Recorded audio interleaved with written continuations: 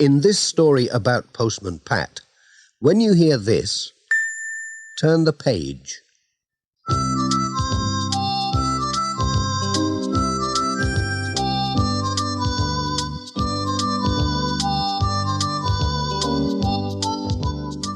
Postman Pat makes a splash.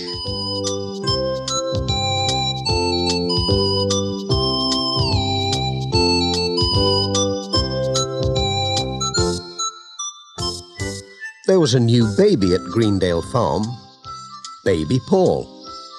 One hot summer day, Pat and Jess called with the letters. Baby Paul was having a lovely time. He was sitting in his yellow plastic baby bath in a sunny place in the garden. Paul loved the water. He splashed and shouted. Mrs. Pottage tickled his tummy. Paul laughed and gurgled. He loved his plastic duck. In the pond, the real ducks splashed. They quacked and quacked. They loved the water, just like baby Paul. "Good morning," said Pat, coming with the letters. "What a nice day for a swim. Is there room for me?" "I don't think you'd fit in," said Mrs. Pottage. "Go, go, guggle," said Paul. "Quite right," said Pat. "What about Jess?" said Mrs. Pottage. "Would Jess like a paddle?" Jess hid. He hated the water. There was a shout from the yard. "Quick, quick, catch it! Look out!" There was a tip-tap of feet running across the yard. There was a clump of boots running across the yard. Who was it? Pat ran to the garden gate.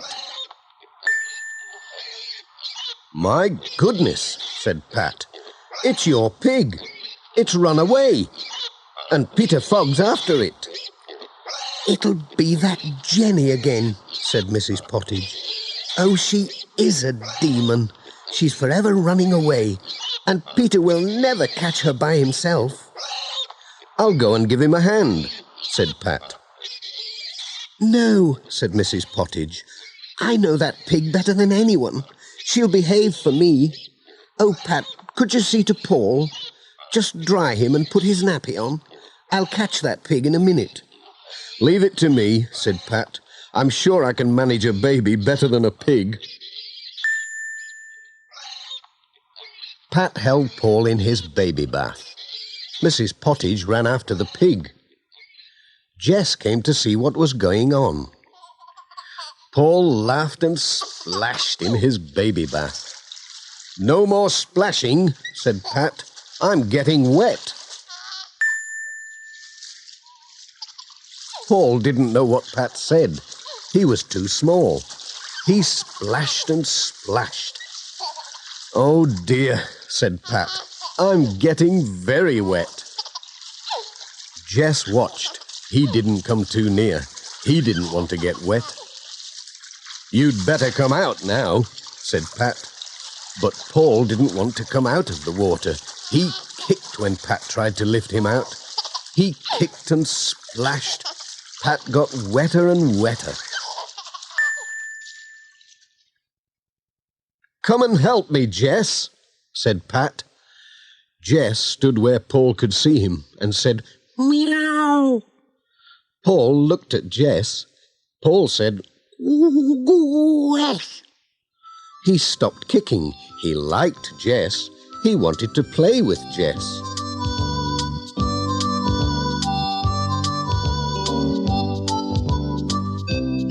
When the music stops, turn the cassette over.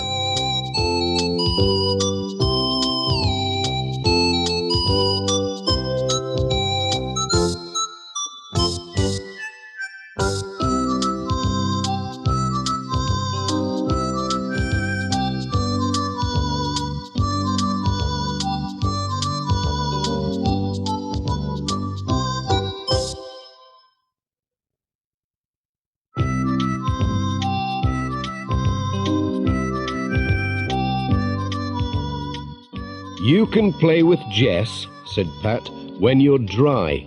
Jess doesn't like water." Paul kept still. Pat lifted him onto the towel. He wrapped the towel round him. He dried him all over. Now Jess came to Paul. "That's right," said Pat. "Stroke Jess nicely. Now let's see about this nappy. Keep still, Paul. Now let's see. How on earth do you put a nappy on?" Dear me, what a time Pat had with that nappy. He thought it would be like making a parcel. It wasn't. Parcels keep still. Babies don't. Paul wriggled and giggled. He thought it was all a big joke. He just wouldn't keep still. Every time Pat got the nappy on, Paul kicked it off again. Pat got the nappy on at last, and he couldn't find the safety pin. Then the garden gate flew open. The pig ran into the garden with Mrs. Pottage and Peter Fogg after it. It went through a flower bed, knocked the dustbin over, broke 2 milk bottles, and ran out through the hedge. And what a squealing it made! The hen and her chicks went and hid behind the rockery. The foal galloped over and looked over the hedge to see what was going on. Mrs. Pottage caught the pig at last by rattling a bucket full of mash. She thought it was feeding time, but soon found out it wasn't. "I need a bath and a brush after that," said Mrs. Pottage when she came back. "Now let's see how Pat and Paul are getting on." How she smiled when she saw them. Pat was sitting with a crumpled nappy in his hand. He looked very tired. Paul was playing with Jess. He had given Jess his woolly ball to play with. He was laughing and gurgling at him. They were having a lovely time.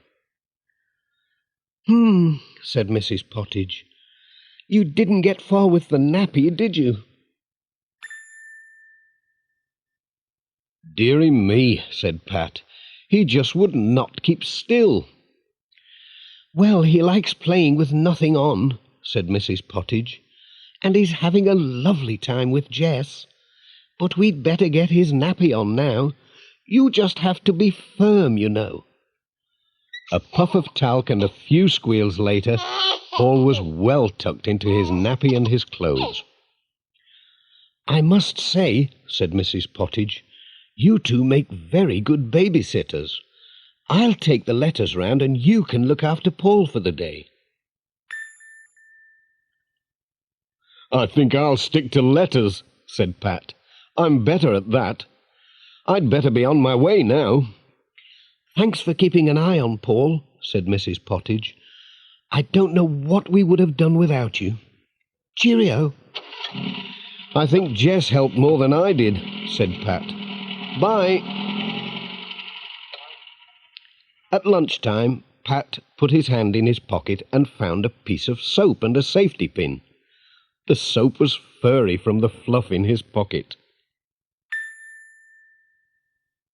And next time he had to wrap a parcel, he found it ever so easy.